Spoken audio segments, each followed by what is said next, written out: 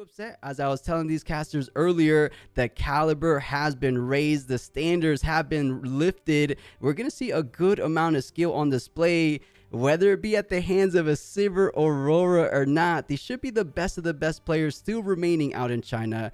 And I'll take a little bit of a backseat now, and I'll let okay, I won't talk anymore. RMC and Mr. Plus, take it from here, guys. I was gonna All have to stick right. around to pop up on this because Garen versus Sivir. Yeah, I think one Garen made it day 2 on that graphic, was it? Yep. Just the singular Garen, so already the best Garen in the room, and both of these being body decks means there's a likelihood we're about to see a Aurora on Aurora violence matchup, but well, we'll see what Garen's bringing to the table. Maybe there's some spice here. Maybe it won't be Aurora. Yeah, and in previous sets, Garen actually runs Salvage main deck a lot of times, just so he can actually use it for card draw.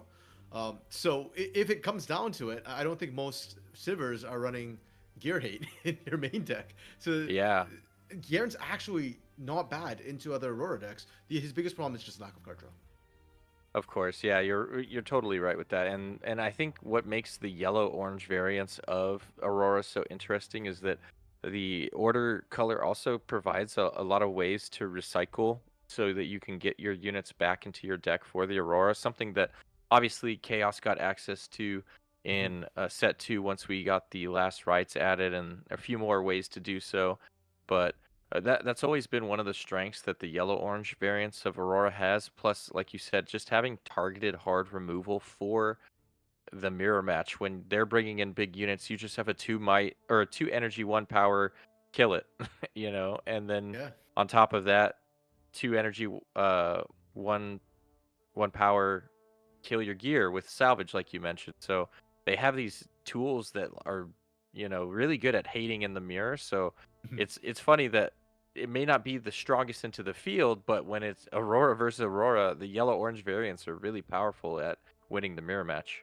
It's gonna be really interesting to be watching this in terms of like with Chaos. A lot of times the purple Auroras, Mind Splitter is the thing. You hand destroy, whereas Order is the field destroy, right? Like you hit Harness Dragons, you hit Azakans, like you're clearing the field. And especially for a lot of the Chaos Aurora decks, they also tend not to run that many units. I think I've seen MF lists running as low as I think 4 units sometimes. Not that I'm saying that should be the build, but usually it's like 4 to 8 units, which is kind of Seeing Immobilize, it looks like we might be on an Aurora track after all. Yeah. Okay. I think there's another aspect about the yellow-orange that's interesting in regards to Aurora is, like you said, the units that it brings out often, like the Harness Dragon, the Otacon, they trade 1 for 1, really, or they trade positively in most cases with everything that your enemy Aurora player might bring out, and being able to target things in the back row with Harness Dragon is so effective, or so often overlooked at how powerful it can be to just get one of those out early to start countering what your enemy Aurora is doing, and then as well the removal can be used on your own units to supply or to give you some draw if you really need it. The Hidden Blade, of course, giving you the draw too, so not as powerful and consistent with the draw power that purple has, but there are a couple things depending on what you are willing to tech into the deck. Even the new card that grants temporary and draws 2 if you're going to play some early game units. One big one that I was thinking might start being splashed into these yellow-orange Aurora decks is the Ash, just because it operates as your own little Mind Splitter, and you can snipe out that dazzling Aurora out of their hand, which we see our Sivir player already has. So we'll see how this ends up going, because I don't believe we've seen the Aurora in Garen's hand yet until right now. Shell. Oh, there we go. Yeah. He also had the Divining Shell to go looking for it, so I wasn't as worried. The new set has given a couple of options to potentially help with Garen or yellow decks in general. There you go. To actually check your deck and cycle through a little bit. So Divining Shell allows you to look to scry your deck, and then you can kill it later in order to give a unit +2 that turn. Very cool gear addition. One of the interesting ones, since most of the other gears are designed around the plants from the jungle in League of Legends, the Sight Orb, as we just saw our Sivir player go ahead and activate Honey Fruit, Blast Cone, all these plants that you can interact with on the map. So these seashells just kind of filling the void for yellow, giving them some kind of gear with an alternate purpose, and a pretty effective one, like you mentioned. Yeah. Now, did I believe opted to keep the catalyst available? Yep, there you go. So looking for the ramp, should be able to hit that Aurora a little bit quicker. The rune count right now, what's he at? He's at 5 this turn. And yeah, Yeah. so the catalyst will get him there for next turn already, which is kind of scary for the Garen player.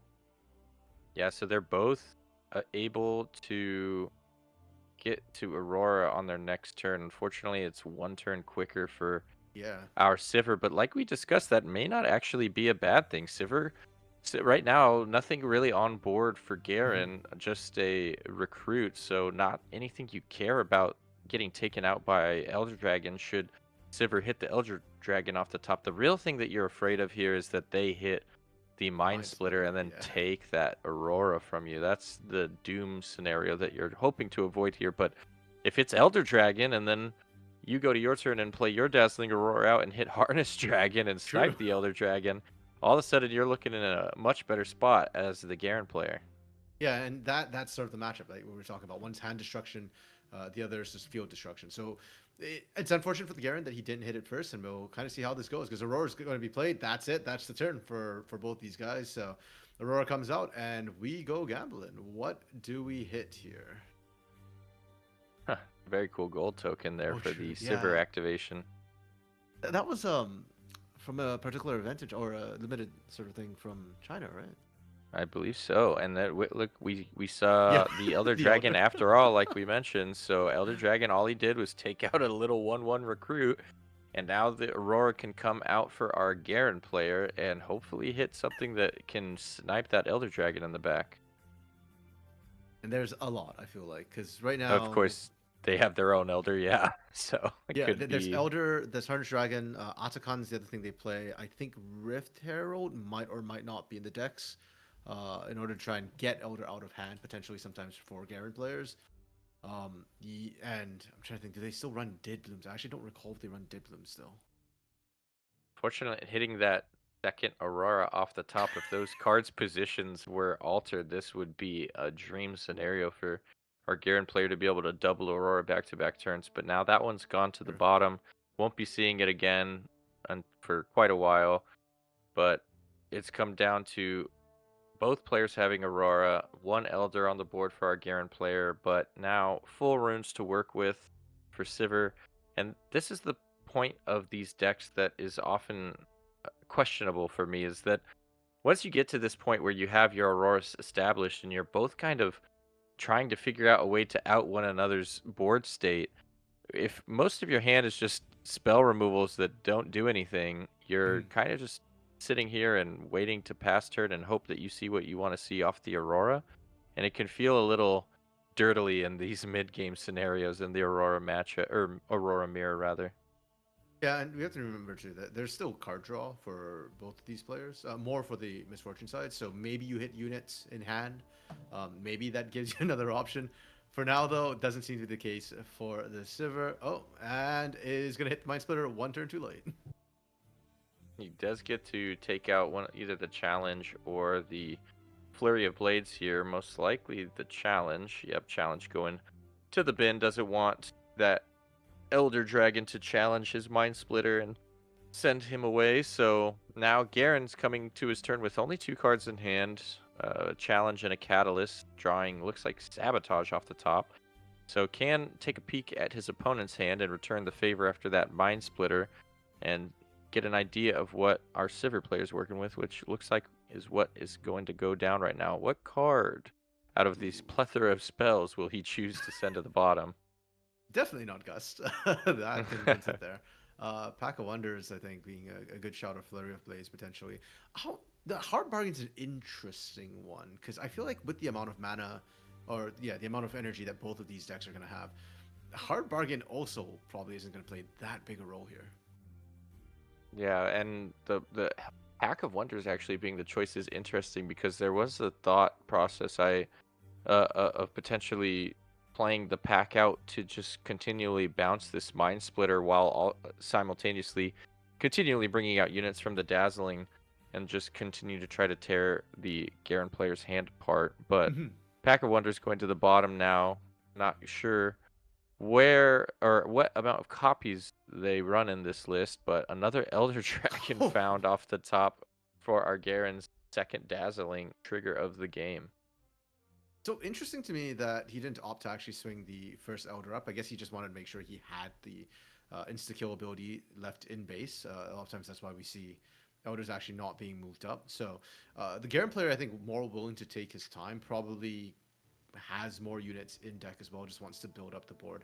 I feel like it's a very mixed blessing with hitting that Elder right now, because sure, you get to kill the Mind Splitter, you delay the Sivir player's turn or ability to score for one more turn, but at the same time, you've only got one more Elder in deck. If and there's another Dazzling Aurora for the Sivir. If the Dazzling Aurora for the Sivir hits the Elder, I feel like it has kind of more impact at this point, and you've got like one less sort of board wipe available for you. Yeah, and we're potentially playing around the Elder hit by keeping everything in the back so he can only take out one unit rather than hitting something at each location. But with double Dazzling, there could be double Elder. Instead, it will be yet another Mind Splitter, this time taking the Flurry of Blades away, leaving him with just a Catalyst. And now at long last, Elder Dragon has come out to answer the Elder Dragon, one of the two Elder Dragons across the board. Opting to choose the Altart one, taking out his shiny version, his extra special Elder Dragon. Yeah, it's higher value, right? Literally higher value, cash value. Higher EV. True. But Mr. Blessy, here, okay, so I feel like Aurora decks have an unfair reputation from set 1 and set 2. People think, oh, Aurora decks are boring to watch. Oh, they're so slow to play. And I don't think that's true. I think they're actually usually, at least in set 1, set 2, the first couple of turns are fast. And sure, you can call it boring, but it gets the job done. The game rolls. However, I feel like in set 3 now, it does get kind of boring because we're seeing the face-off situation where no one wants to send units up to the battlefield. You know it's going to die. So everybody's just kind of sitting back at home, sitting back at base, recognizing if we swing up, we're going to get hit by something. So whoever swings up is going to lose their unit first. Eventually, somebody will have to do something, but it's that meme of, you know, like just sitting there poking at a thing on the floor, just going, hey, do something. Yeah.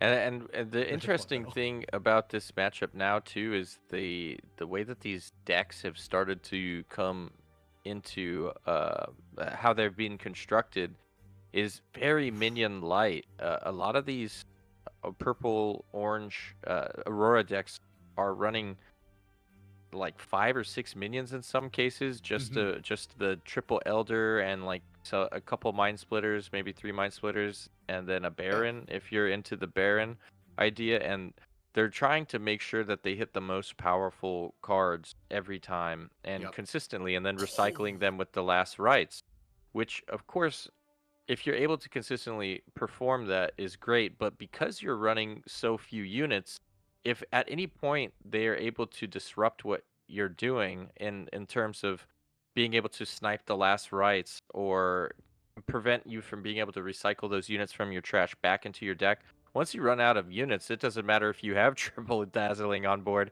There's nothing coming out anymore. And I think that might be what these yellow Chaos decks are, or yeah, the yellow orange Dazzling Aurora decks are banking on, is being able to eliminate all of the units they bring out with all of this very powerful spot removal, and then having the gear hate to prevent them from being able to get those minions back into the deck.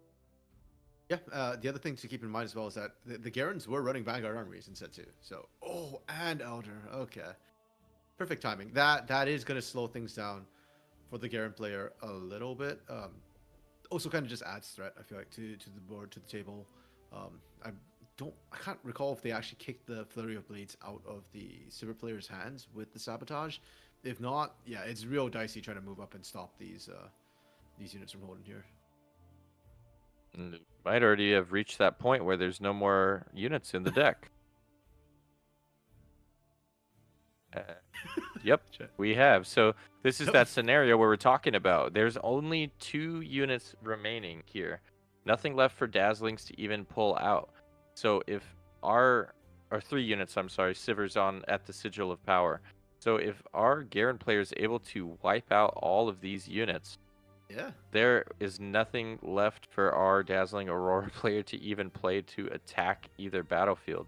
They will be at that point. They won't even have anything to equip the Last Rites 2 to recycle units Yeah. into the trash. So we're reaching a potential end game state rather quickly with no units remaining for our Sivir player in deck. And what's really scary is that there are sort of two lines here for the Garen player. One is if you hit Vanguard Armory, then you can start using token spam. Or if we see a challenge come out, that could be a huge issue as well, because that's the last Elder Dragon. Once Elder Dragon goes down, you really don't have good ways of sort of defending anything. There we go. There's the Flurry of Blades being taken out by the third. Third Sabotage coming through from the Garen player. I believe all 3 Sabotages and all 3 Elder Dragons for Garen already.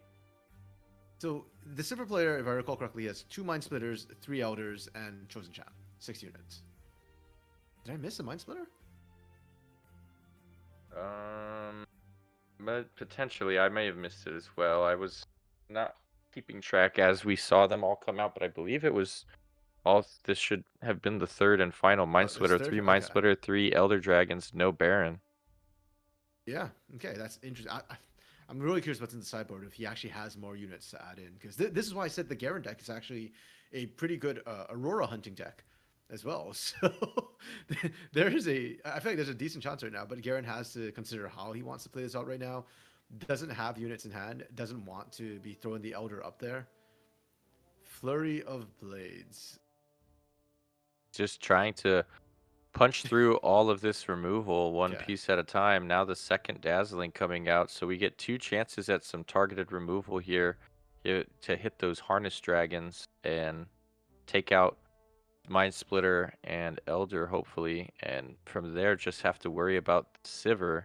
Is he willing to go in with the Elder Dragon on board now, knowing what his opponent has in hand? He's going to opt to do so and trade away Elder for Mind Splitter and rely on the double the alternate mode of this gear here is being able to trash it to recycle cards from your trash back into your deck. So one of the ways that they can recycle both their powerful spells, as we see Challenge go back in, as well as the units they want to hit off the Dazzling. So potentially also running a really light minion package, not too many minions outside of the Elder, but it seems to be working out for him in this case, as we see actually a minion that was not on my bingo card for an inclusion into this list. Yeah, we were just talking about trying to generate recruits and tokens, and there we've got the one that creates more recruits. Was it Corrine? Yeah, Karina, I believe, and when she moves into a battlefield, she creates 4 recruit tokens, I believe, or 3 recruit tokens with her. So one of the funny ways to be able to trigger the Garen effect, which you almost never see happen to conquer and get the draws from conquering with 4 units. But I don't know if that's really the reason for the inclusion. It more than likely is because of what you said, just trying to make those recruits and having them as ping targets essentially for your Elder Dragon. And why not both? I think if a card fulfills multiple roles, you obviously are more than happy to kind of include it. The kind of Forge of the Future doing that as well, right? It creates the 1 token. It also gives you that sort of the trash recycling that you're talking about at the beginning of this game. And I kind of forgot about that too, because we did see use out of Forge of the Future in set 2, but it was mostly as a tool against the Miracle decks to actually remove stuff from their trash into the deck. So I kind of forgot about using it for yourself to give yourself more draw options as well. And it's kind of forced the Sivir player now to accelerate their game pace. Pardon me. They have to move the Elder up to try and hold in score points. They can't sit back and wait anymore, lest those Elders start coming back into play. And I believe we saw the stack deck grab a Heedless Resurrection for Sivir. So that's another way we can get some units back out from the trash, which obviously in this case would more than likely just be trading in an Elder for an Elder, using it to dodge a Elder proc, Oh, as we're about to see now. So Elder coming in, targeting the Elder and the Sivir. In response, going to Heedless the Elder away, and then bringing an Elder of her own, target his Elder. But Unyielding Spirit comes out to protect against the Elder Dragon ping. So only Sivir going to the bin from that first Elder Dragon. And now it should be a guaranteed Elder Dragon thanks to that recycle Yep. from the... Oh, but another Heedless! Of course, Unyielding Spirit is for the turn, but this does keep the Elder Dragon alive nonetheless. And well, here's the problem for Sivir. You know for a fact that in the next turn there will be another Elder. Either he draws the Elder, or he draws the other unit, which I can't remember what he recycled for his fourth card, and then the Elder is going to be the thing that the Aurora hits. So at this point, how many more Heatless Resurrections do you have? How many options do you have to defend? Do you have Unyielding in main board? Because a little bit surprised to see it for the Garen, but I guess, hey, why not? You had the space for it in the deck. And it came in very, very clutch here. Yeah, I'm actually not sure why this second Elder is being, or was put into the bin. I thought Unyielding. Yeah, it's for the whole yeah, turn.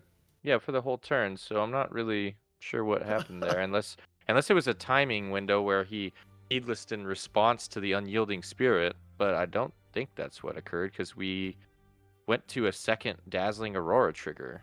Yeah, so I think they're just now looking at this and maybe going to correct the board state here. Okay, yeah, there we go. It looks like they're figuring that out right now. Yeah, it is reaction speed, so you could have potentially played it again to do it earlier in response to the Unyielding, but that probably would have been bad, because then you'd have killed your dragon. So it looks like lack of knowledge strikes again here in the China regionals. We've seen it happen a couple of times already yesterday, and yeah, they are currently reviewing the text to make sure that that is indeed the case. And since we do believe that should be the case, I think the Sivir player is kind of cooked. We're probably going to see a Karina double swing next turn. But you don't really have any good outs at this point. Like, even if you do get the last rights to... Yeah, and we talked about the gear hate a lot, and as a huge boon for the yellow version of the Aurora decks, but we actually haven't seen it at all so far. At least seen it deployed anyway. Yeah. We haven't got to see a salvage resolved or anything like that for the Garen players. So everything is giving, or things are lining up in a way to give the Sivir a chance to claw back from what has been a really well executed game plan from Garen. But it only takes a few more things to go Garen's way to close the door on this first round, which we have already crested past the 20-minute mark. So not going to give themselves a whole lot of time to finish a full 3-match set, given the pace that we're going at currently. Okay, we know there's a challenge in the Sivir player's hand. Probably going to keep that for next turn when they swing in to take that Sivir out. Probably challenge using the Sivir, hopefully taking out one of the Elder Dragons. But yeah, you can't stop the Karinas from scoring, and that means potential card draw from Garen. I was going to say I can't remember the last time I saw the Garen passive proc, but I did play against Tej before in, was it Houston or Vegas, and he did manage to proc it against me. So that would probably be the last time I saw a Garen passive legend procced.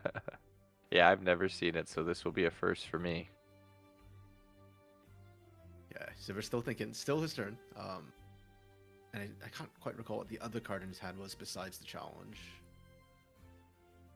I don't recall seeing it either. I think he's in this awkward position now where, I mean, he can challenge with his Sivir if he's willing to sacrifice the Sivir to take out one of the Elder Dragons.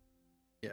But I don't know if that's even doing very much for you. Yeah, just gonna accept defeat here. I mean, even as you look at the point totals, you see 5-1. Why is that player scooping? But that's where the knowledge of how these decks operate just shows you who was really winning the whole time. The point totals weren't telling the full story, as Garen gets to come away with a nice win in the first game for our set between Sivir and Garen, both of them rocking Dazzling Aurora.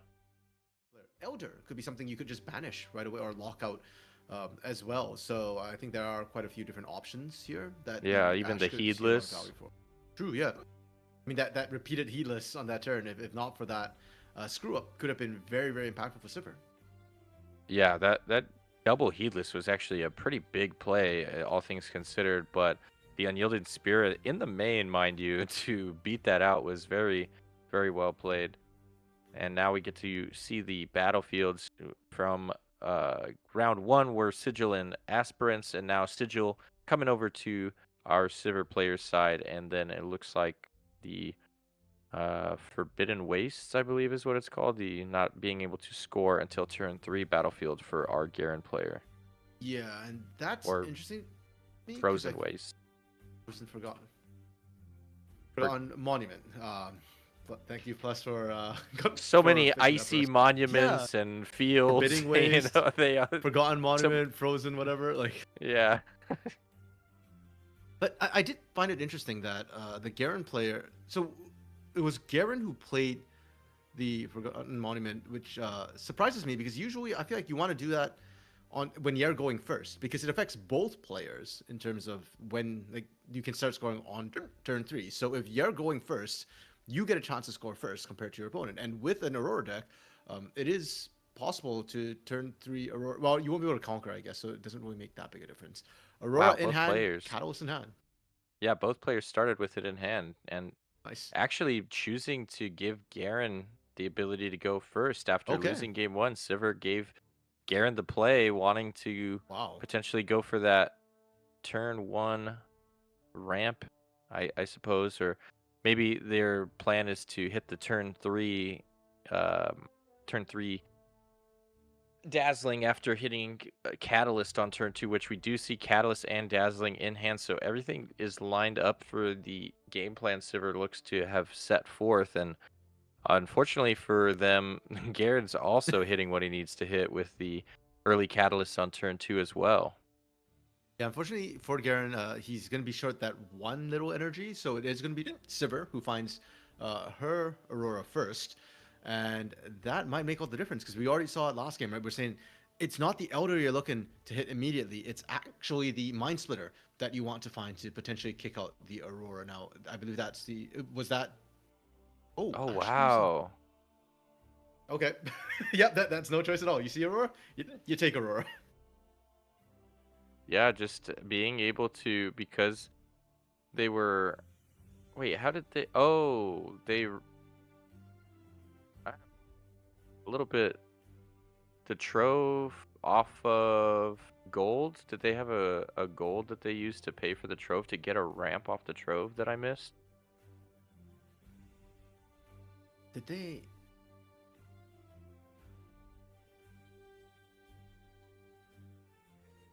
Ah, that makes sense. So you're actually using the trove to trigger the ability of the Sivir to make a gold, and then that gold is spent on the sabotage to not leave the rune. That's an interesting facet of the Sivir Aurora deck that sets it apart from the MF Aurora and I suppose the Kha'Zix Aurora if you're Right. so inclined to play Kha'Zix Aurora as well. But being able to generate that gold to allow you to use some of these hate cards like Sabotage and not throw off your Aurora curve is so strong, as we see Aurora on curve now hitting the Mind Splitter. So even if he didn't have the Sabotage, he would have been able to snipe the Aurora out of Garen's hand twice over. So very, very, very strong position for Sivir here in game 2 compared to that first game.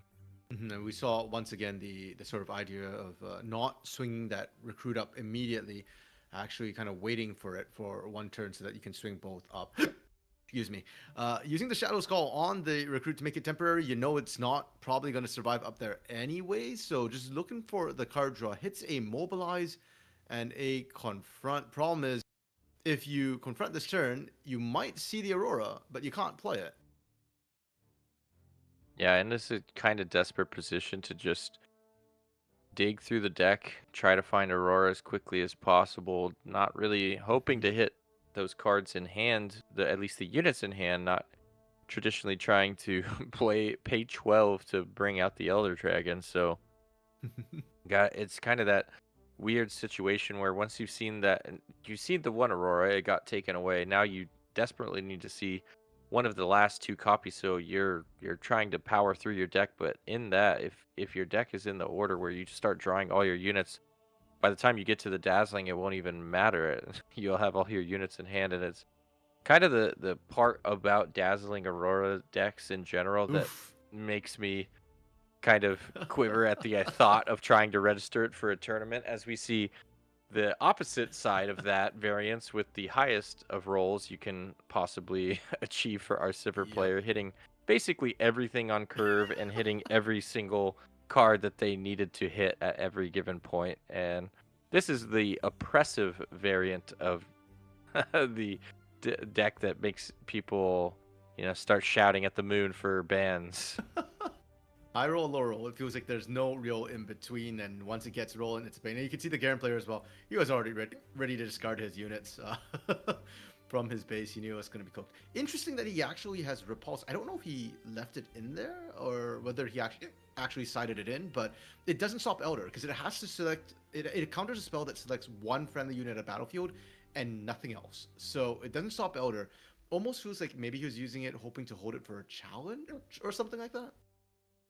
Yeah, potentially. I mean, it could be the challenge. It could be those rare scenarios where you just have the one unit at a battlefield and Elder's just targeting a single unit, which obviously we saw happen a couple times in the previous game. So it looks like Garen is just He's kind of at a loss for words as he flings his cards about, knowing that I think the writing might be on the wall here. Not losing hope, letting this game play out a few more turns, but at this point, I think we all can see that Sivir is just running away with this game. Yeah, I think at this point it's still 1-1 or 2-1 after the hold. But the idea for Garen is that it's still playable, right? Like if he hits an Elder at this point, he clears everything. He kills the Elder, he kills a Mind Splitter, and then maybe he has some sort of gameplay. But yeah, things are looking rough. I believe he still has a Mobilize in hand, so he can still go digging next turn once again and try that long shot of looking for that Dazzling Aurora. But if he doesn't see it next turn, that's when things get very, very dire. And at that point, you should probably start considering whether you want to scoop and just go next or not. The game has been fast because the double Dazzlings came in so early that I think he can afford to go one more turn. But if you don't see it when your opponent's at 5 or 6, then at that point, you are actually totally cooked. Yeah, I mean, the Elder answers the current board state, but of course, there's 2 Dazzlings on board, so 2 more units coming out at the end of this turn. So with that many units on board, 1 Elder is definitely not going to be enough to seal the deal. And I think what you just said kind of makes a lot of sense to me, to just realize that the clock is against you here. Might as well give yourself the most chance you have in the next game and scoop it up at this point. But I respect the will to try to see if you can get through this abysmal low roll. Well, not even really a low roll. He did have the Dazzling in starting hand. It was just the obscene high roll from Sivir that answered it at every turn. Do we need a Squires at this point? Like, this is just so extra coming through from Sivir. And granted, you use all the tools that you have. Sabotage. Okay. Oh, it's the Dazzling part where he's just looking. So here's another Elder. There's nothing to hit. Yeah, just looking through the cards, giving them a little shuffle before putting them to the bottom, and now resolving the second Dazzling, which more than likely will hit final Elder. And there it is. So 3 of a kind on board. All 3 Elders, all rocking the same artwork too, making players like myself with their OCD needing all of their cards to match very happy. I think I'm the opposite from you. I actually like having different types of cards. So even if I have all alt versions of a card, I'll probably run 1 regular just for the appearance. Karina showing up in hand, a little too late. Yep, he knows it. It's rough. If you just play the Karina, and then what are you gonna do next turn, right? Like it feels like it's a little bit too little, too late. But he's gonna go for it anyways, and then probably it will just be 5-1, and then he just prays he hits Aurora on the next turn. Yeah, I was wondering if he would accelerate it, but not really much cause to.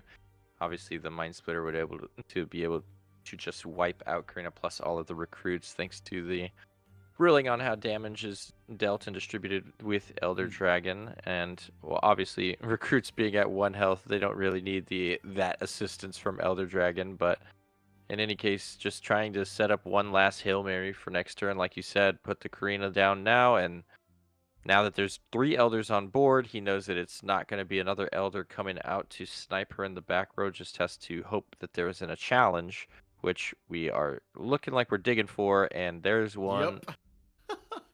Flurry Actually and grabbing the challenge. Unyielding Spirit, so must Yep. already have a challenge in hand. Well, I think that's just the right call too, right? If Elder comes out, you can play Unyielding to make sure nothing dies on your field, right? And there's a Flurry of Blade in hand, I guess. So that's what they're uh, equally So they effective, I already suppose. have the removal that they need Yeah. in hand. So yeah, just gonna play it safe. They also have the Hard Bargain, which at this point can be repeated Yeah. Shovel as coming out. well if needed. There isn't The even last anything unit in the right? deck, Okay. unless he sided in an extra unit, but that should be the last unit in the deck. And is that all for Garen's hand? No, he does have. Oh wow, sacrifice on his Karina. Wait, if you're gonna Real do that, I think you should have just played the Garen instead. true. Okay, well, Get that Karina's dead. ramp. Yeah, just not finding what he needs to find. Yeah, and that's what we're saying. You're at 5-1 at this point. Like, you know it's not gonna work. You know it's cooked. Wait, no, this is off the Mind Splitter? Well, this Oh, would okay. be what would have really been the biggest insult to injury here was seeing the dazzling after Yeah. drawing 2 off of the sacrifice and then having the Mind Splitter take it away. But instead, he's just gonna pick the Unyielding Spirit and give him no options, no recourse to come back with. I think this game is basically over, but they continue to go through the motions anyway. Oh yeah, it's on the Garen, right? It's up to the Garen whether or not he wants to scoop at this point. He's gonna take a look through the entire deck just to see what got sided in, and I'm guessing Unyielding Spirits perhaps got put in because we didn't see any game 1, and I don't know if that's necessarily something that automatically gets put in for Sivirs. But yeah, very effective. We saw the use of it last game already from the Garen player. Garen player just thinking about things. And you know what? It's kind of funny because I feel like the sacrifice, normally you bet that you can find the card you need. But with that sacrifice, it was like, I bet I'm not going to see the card. So we're just going to try and cycle through as much Oh, as he we did can. see it. Oh, too little, too late. Let's Yeah. go. Even if he hits the Elder here, that Unyielding Spirit is waiting in the wing to deny it out. And I don't think... Yep, here comes the Elder. It did hit the nice alt art, but Unyielding Spirit ready to go, paying the gold for it. Easy answer, and I think that should close the door on this game. I mean, we're going to 7 points off the hold here, and I don't see a real way for Garen to mount a comeback, but sticking to it regardless, I suppose, and kind of burning away the clock if they do end up needing to go to game 3, which it's seeming like they will. Yeah, not quite sure what the Garen player is checking with the judge there. Looked like he was looking over, saying a couple of words. He still has the Flurry of Blades. I'm hoping he doesn't use it. Well, actually, is it action or reaction? It's action, right? I believe it's an action. Yeah, you know, I'll quickly look this up. It is reaction. So he actually could have played it in reaction to the Unyielding Spirit. That would clear the Mind Splitters, but that would just not. Like, there's enough stuff there. You just attach the shovel, potentially. Or you might not even want to attach a shovel there just because you'd go look. Or you could send one to your deck and then also just resurrect one when you conquer. So either way, it would have been really, really bad for Garen. Yeah, we see the lunar, the flurry come out in response, trying to just discard and draw 2, but he said, "Wait, let me kill those Mind Splitters first." And then the funny aspect of that is now the shovel can just put those 2 Mind Splitters right back in the deck and ensure that those are come off the top from the dazzling right now. So not really doing very much in the long run, but at this point you have no cards in hand. and you have very little hope of winning. So might as well just throw out a little bit of flair as you go down. But The problem again, is I the just flare is don't. taking time, Mr. Plus. Yeah, that's again. I'm just thinking like, why are we not considering the clock here? Okay, there's one card in hand. So I think the call here is you recycle one of the Mind Splitters, not both, so that you hit one, and then you burn the card in hand, and then you can potentially resurrect the other with the shovel. Yeah, there you go. So it's going to be a Sabo. Uh, yeah, this Garen player, like I said, maybe he's banking on the fact that Misfortune doesn't high roll next game. So Misfortune doesn't get to see the Auroras early, and if you get the Forge of the Futures, you get some stuff that drops, or you just play the Garen early on or whatever, and just score up early. Try and get those get those 2 or 3 points, and just try and stay ahead, and or just time out on that. What am? Didn't he already hold this battlefield this turn? He did. Or And no, is he now didn't learning it. because the Mind Splitters died? Or wait, No, yes. he did, scored right? first, which is why I didn't understand the Flurry of Blades. Because if he had done it on his own turn as a reaction to the Unyielding Spirit, it would have been 5-1. And then, yeah, I mean, he would have double conked anyways, but now. Yeah, but now he's yeah. trying to use the shovel, but can't because he already scored that point. Instead, just gonna Pack of Wonders the already existing Mind Splitter and now redeploy it alongside Elder. Take out the last card from hand for our Garen player, putting him into top deck mode, which he was basically already in already. But one turn left and an unwavering resolve to see this game through to the end for some forsaken reason. And he didn't even need to do that. Like, there's a Mind Splitter in the thing, so you'd have just hit the Mind Splitter anyway. So the Pack of Wonders was it's so excessive. I kind of we've gone so far past the sensible plays to just incredibly egregious. So like I'm enjoying it right now. Just the sheer Yeah. excessive Mind Splitter, the stalling that Sivir is doing right now. Did we need to take 5 minutes for that turn? No. Did we decide to do it? Yes. Did we decide to Mind Split a non-existent hand? Why not? The salty run back, I guess. You just just doing everything you can to twist the knife after getting kind of screwed very heavily in that first game, wanting to return the favor in game 2, and now taking the win in a very decisive fashion, much more so than that first game even.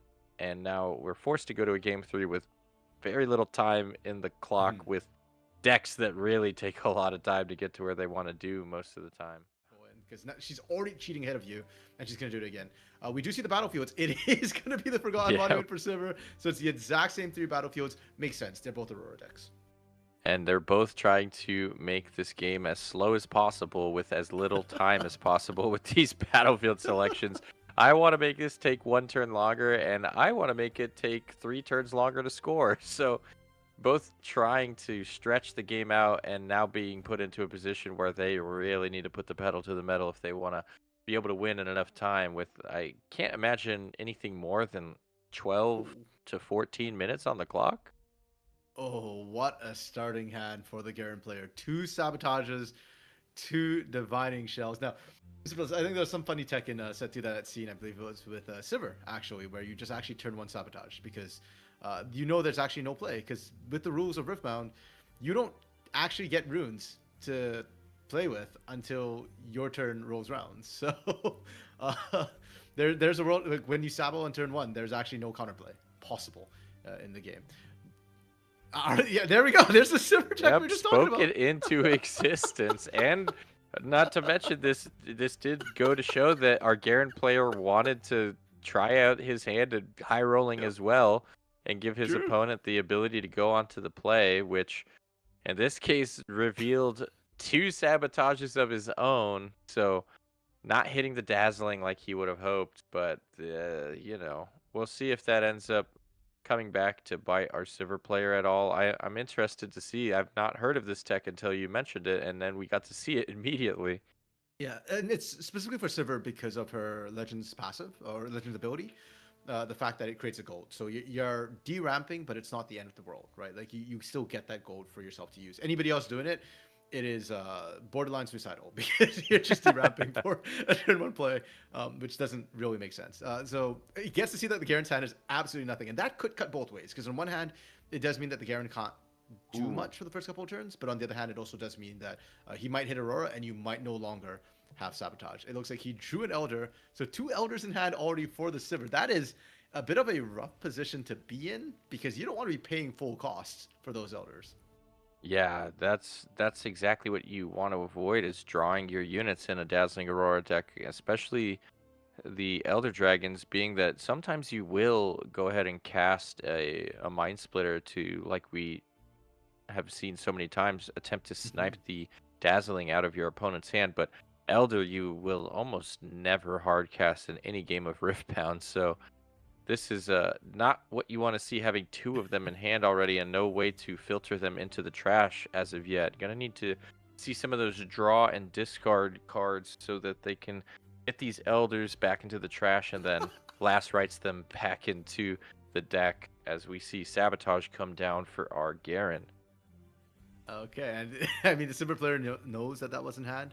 Opted to kick 1 out, so it was Gust, and I can't remember what the other card was, which actually did just get kicked out of hand. Well, now we see double Elder and Gust is the hand for Sivir. What an abysmal hand to have after having what looked Another like Gust? a great start, but another Gust off the top. Now we're gonna have to scry.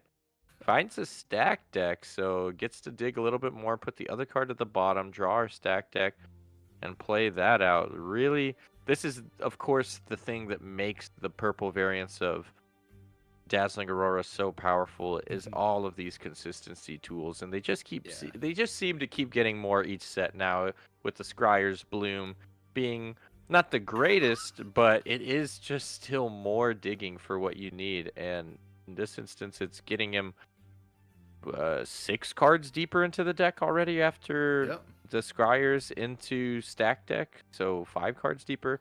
It's really turboing through the deck. It doesn't seem like that much on its face until you start to realize that 5 cards out of 39 is quite a hefty percentage of your deck, so your likelihood to see that second Dazzling just went up immensely after that turn.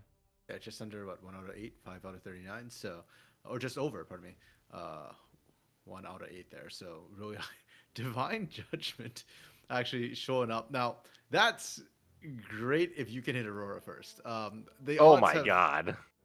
Oh, yep, yeah, okay, we are doing this. He just flung it out. The disrespect. Threw it at him like Twisted Fate. It's a yellow card. Get stunned. Here you go. What other options do you have, right? Yeah. And hey, he does have the Garen up first. So he's going to score that 1 point. And I guess the idea is you try and just cut down on the options. So if your Garen lives 1 more turn after this, then, well, wonderful, amazing, right? And then you score 2 points and now you're ahead. And we are looking at potential overtime. There's only 5.5 minutes left on the clock or just above that. Now, what does Sivir keep here? Because the Gusts actually didn't get sided out because of the potential tokens. So do you want to keep that? Or do you want the Elders? Or do you kick the Elders out because you're looking for the shovel? Well, the interesting thing is the Divine Judgment does recycle, so putting the Elders back into the deck is what you want to be doing anyways, so... True.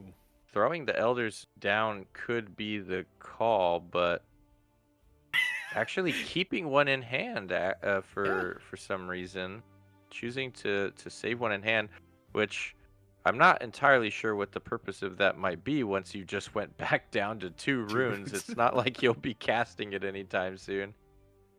Okay, I wonder if the player also forgot. Like, I forgot it was recycle. I thought it was a discard as well, and it looked like he was going to throw it in the trash for a second. So, but now that it's recycle, they're actually asking whether or not that constitutes a rune recycle for Sivir's effect, which it looks like they ruled it does, as he exhausts the Sivir and makes a gold, which during his opponent's turn means that gold is basically instantly readied, which is pretty nifty. Getting to make a gold on your opponent's turn with Sivir, something that don't do very often, but in this case, a funny way to do so off of a Divine Judgment. And now hitting the stack deck yet again, finding a Sabotage that might be worth grabbing if you're afraid of what other shenanigans might be in hand. But I'm just so at a loss at how we play from this position now as the Sivir player, the Divine Judgment was so huge. Well, you play fast from this position because you need time to get stuff on board. Like, you've got a Sivir that can appear on the board. It's only a 4 cost, but this turn opted to take. Understandable. I think he chose the Mind Splitter as well. At least I hope he chose the Mind Splitter, because that at least gives him a unit potentially he can play in 2 turns. But yeah, now the Garen is up to 2 points off the Garen. So he's going to be happy with that. He's got the ramp with Catalyst as well. Yes, you can accelerate the Sivir. I mean, Sivir also has the sort of self buff. I think if you have the cards to actually trigger self buff, though. Yeah, they're playing very fast now, obviously realizing that time is of the essence. So they're just throwing these catalysts out, passing back and forth, trying to ramp up to their ability to play this. I think Sivir has actually gone into the mindset of just I need to ramp and play out these turns as fast as possible and hard cast this Elder Dragon. That's why he opted to keep the Yeah.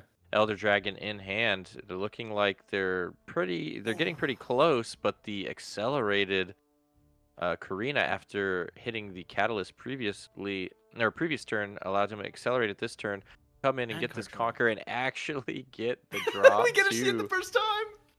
Yeah, this is a first for me, and that was actually made Garen look like a real legend for a second. He's a real boy now. Okay, so the Sivir player now has options. You can bring in Sivir and accelerate her, and that will give her the +2, which gets you to 6. So you could take out the Garen. Not much you can do about the Karina, though. And I believe they're showing 8 runes. Is that right? So is he going to try and Mind Split? No. I believe they're at 10 runes now. So they're actually next turn they would be able to Elder. So it's kind of in this weird spot because, like you said, we could bring out the accelerated Sivir here, but if we do that, now we're off the curve to be able to Elder next turn. And I think he's in a position where he really wants to Elder next turn. So he kind of just has to not spend any power here and just pass. But now that brings us up to 6 with less than 2 minutes on the clock. It's going to be hard, even with that Elder Dragon, for our Sivir to close the gap in enough time to get above that 2 point deficit that they need to win in time. If it even comes to that, Garen might be able to get us all the way to 9 points before it comes to that. We'll see, as now some recruits get made thanks to our forges, and Garen's going to get moved back, and so is everything else going to play around the Elder Dragon, obviously realizing that the only reason you would do nothing with that last turn is you're trying to get to 12 and hard cast an Elder, so only allowing him to target a single unit while there's 6 or 7 of them on the board, it looked like right now. Ow, actually scooping it up. Wow, well played, Garen. Winning the Aurora matchup off the back of one of the cards that makes these variants of Aurora so cool is Divine Judgment. It was. Like, I mean, as an Aurora player, I've played into Divine Judgment multiple times, and it feels really bad for you. But the fact that it came out from another Aurora deck, I think, it kind of cracks me up personally, and feels even worse for the Sivir player. And you can see the smile on the Garen's player face. First of all, only Garen continuing to survive, continuing to thrive.